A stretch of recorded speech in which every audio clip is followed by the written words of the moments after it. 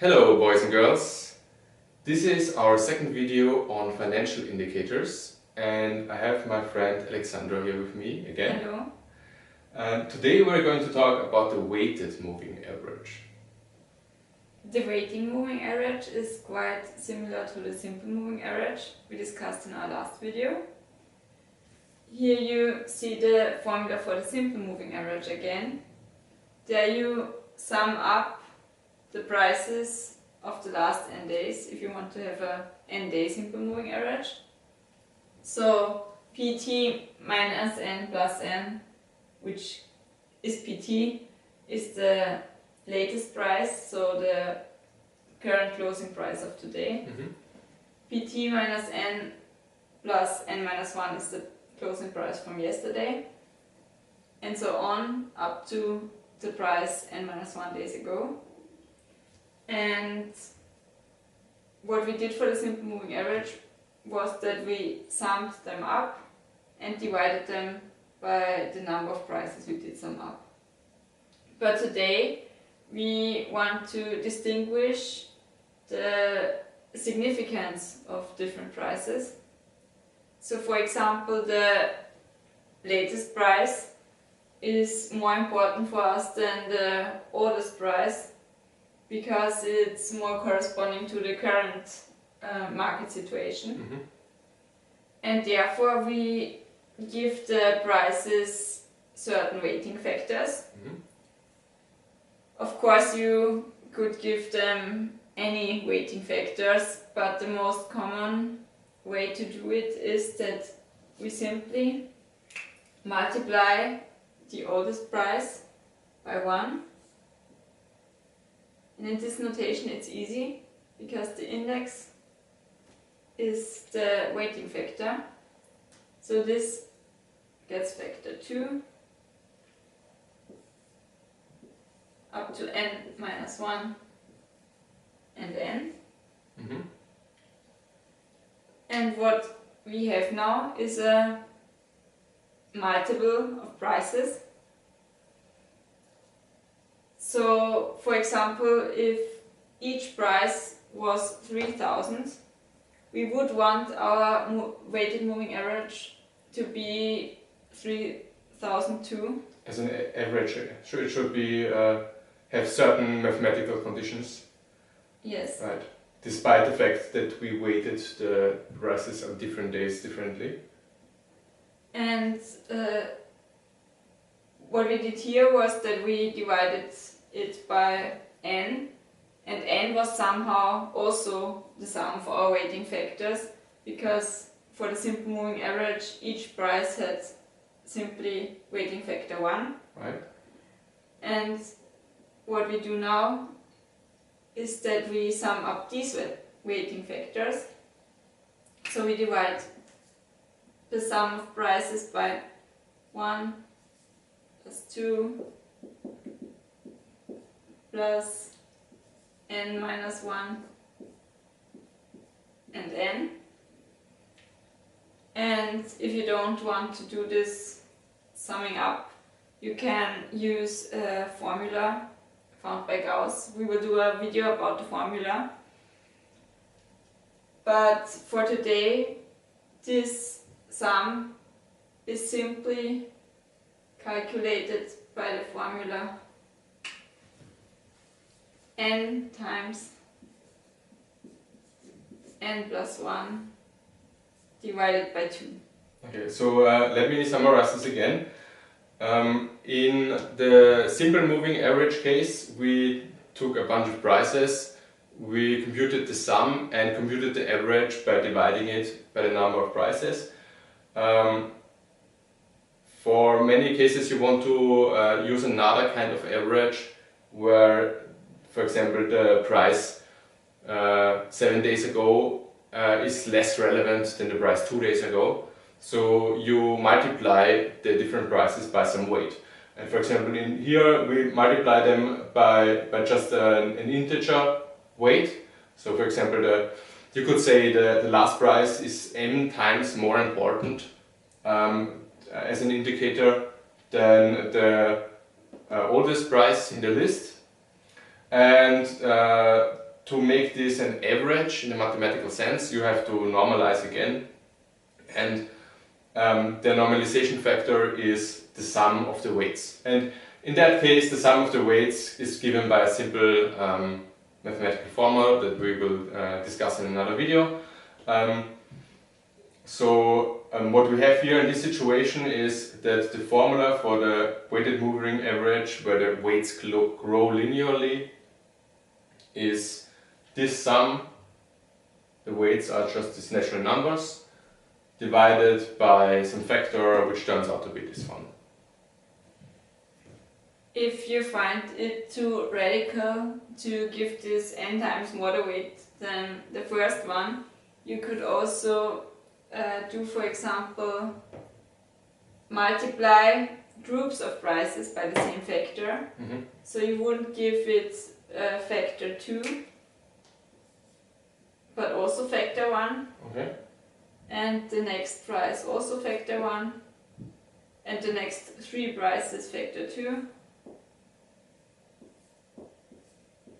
And then the last 3 prices, so the latest ones, would only have a factor n divided by 3. So it would not be n times more important than the first price, but only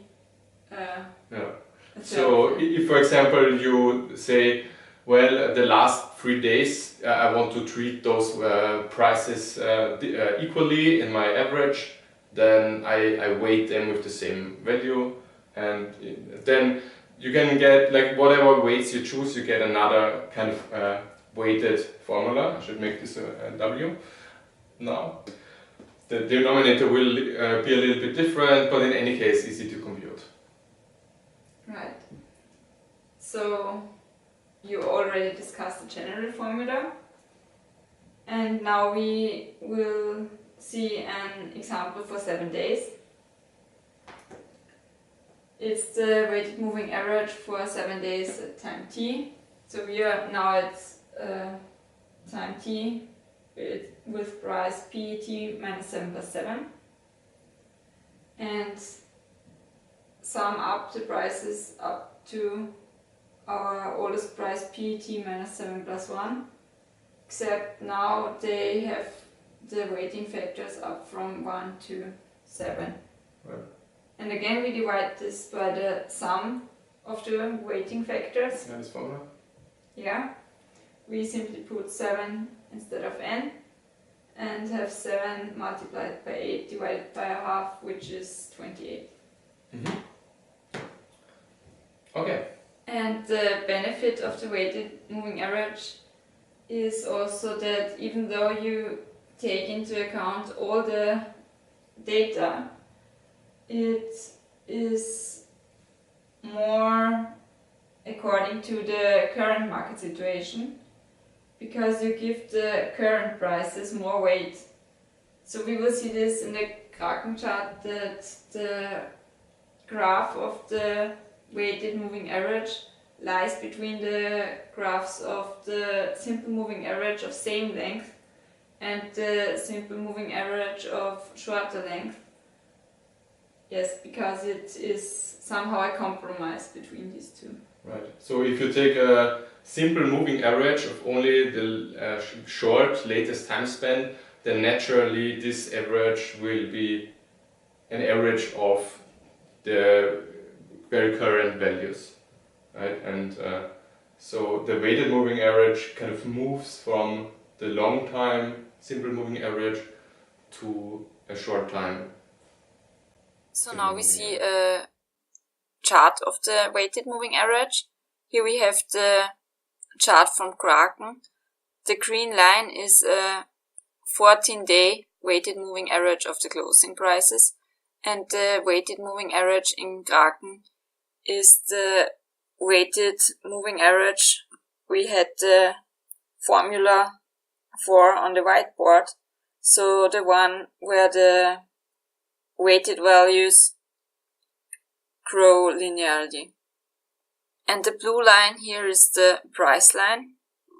And the trading strategy with the weighted moving average is the same as with the simple moving average. So whenever the price line crosses above the weighted moving average, we buy the currency, and whenever the price line comes beneath the line of the weighted moving average, we sell our currency. So here we would have sold Bitcoin, and here we would have been able to buy it back a little bit cheaper later on, and therefore would have gained more money than with just a buy and hold strategy. And now we see a comparison of the 14-day weighting moving average, the green line again, 14-day simple moving average of the closing prices, which is the red line, and a 7-day simple moving average of the closing prices, which is the orange line. And here we see what we said before, namely that the line of the weighted moving average lies between the line of the simple moving average of the same length and a line of a simple moving average of a much shorter length. And here you see how the three averages react to larger changes in price, because here the price decreased a little bit more, but the simple moving average didn't nearly react, because it took into account 14 days, and therefore the decline in price didn't have that much effect on it.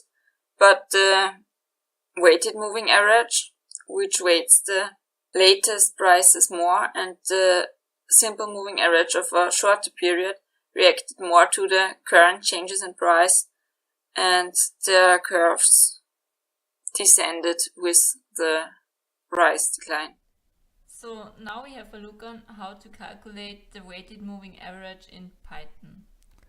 Yeah, and for that purpose, what we're going to do is we are going to first define a function, namely the function that maps the index to the weight of that index. So this is the function, let's say W of an index k, and we're going to use these weights to define another function, namely the computation of the weighted moving average, which takes a price list as an argument. And so as we just saw, the weighted moving average is just a simple fraction of a sum in the numerator and a sum in the denominator.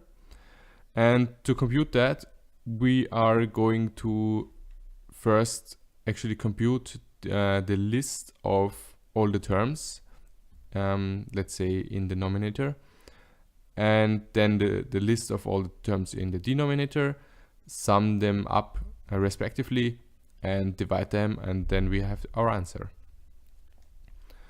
Okay, so as I said, first we define the weight function, and we define a function by using the def keyword. We're going to call the weight W, and it takes an index k as an argument.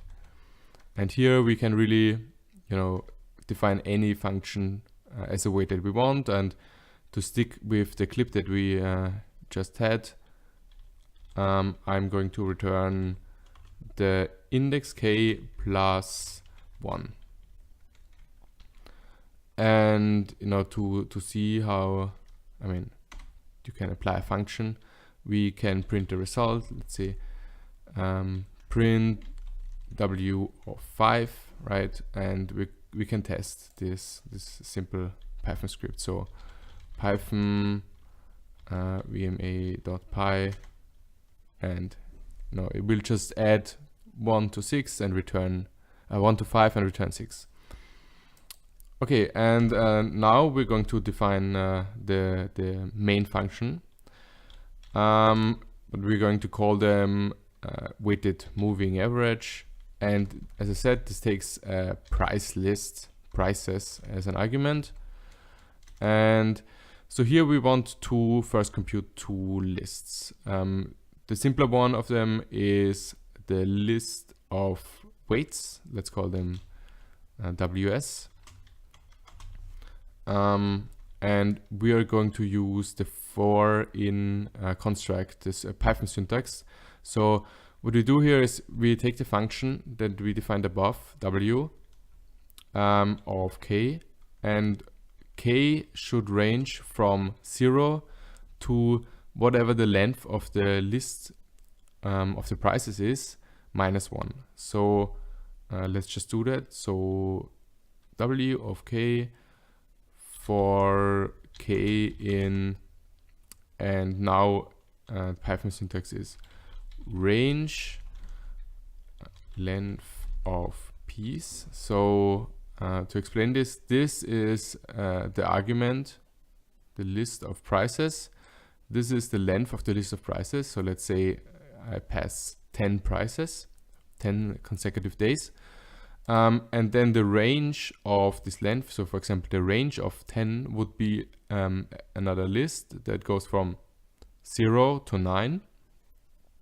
So it goes through this indices k, and then computes the different weights. So this will give just a list of weights. And if we want to take this as a denominator, we can define another auxiliary variable. Denom will be the sum of these VWs. Okay, and we want also a second list, namely, as we saw in the clip, the product of the different prices of the different days multiplied with the corresponding weight. So I'm going to call this weights times PS, so WPS. It's going to be another list. And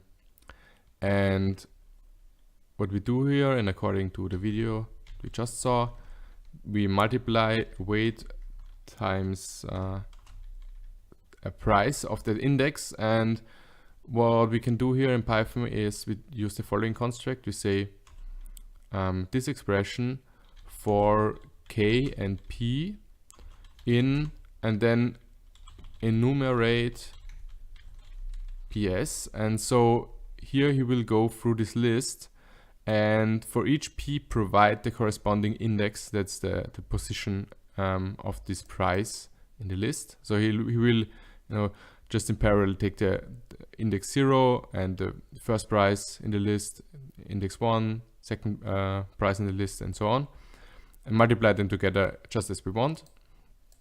And once we have that, we can return the value, which is just the sum of those divided by the denominator. Right, and so here I prepared some prices to play around with. So this is a list of some prices, let's say, and if we were to compute the weighted moving average of all these prices, we go with print, apply the function to these prices, right? And let's test this. So this value is the weighted moving average of those prices. To demonstrate the property that we discussed in the video, if I have a list of a bunch of 5s, right? Then the weighted moving average will be 5 again. If we end here with a 7, or let's say 7, 7 here, so then the weighted moving average for these growing weights will lie heavier towards the end. So the simple average would be 6, but since it's a weighted moving average which has a heavier weight here, we will be a little bit over 6. And if we flip this around,